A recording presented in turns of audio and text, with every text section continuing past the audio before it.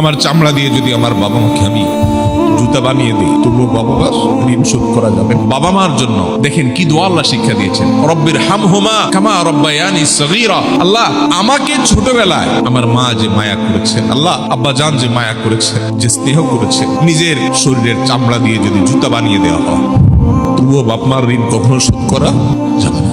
আমার চামড়া দিয়ে যদি আমার বাবা মাকে আমি জুতা বানিয়ে দিই তবুও বাবা মা ঋণ শোধ করা যাবে। মসজিদে হারামে এক ব্যক্তি তার মাকে কাঁধে নিয়ে হজের মতো কঠিন কষ্টসাধ্য কাজ, একাই চলা যায় না হজে, কোথায় আরাফাত, কোথায় মিনা, কোথায় মুজদালিফা, কোথায় মক্কা, তওয়াফ, সাই, জমারাতে পাথর মারা, একই দিনে এত কাজ, মাইলকে মাইল হাঁটা, লক্ষ লক্ষ মানুষের ভিড় ঠেলে কঠিন কাজ। এর মধ্যে এক ব্যক্তি নিজের মাকে পিঠের উপরে কাঁধের উপর তুলে তিনি তওয়াফ করছেন। এক সাহাবীকে দেখে বলছেন, আমি আমার মায়ের হক নিশ্চয় আদায় করেছি। মানে তার মধ্যে আত্মতৃপ্তি আসছে যে এত কষ্ট যে মার জন্য করছি, মা আমাকে দুধ পান করিয়েছেন।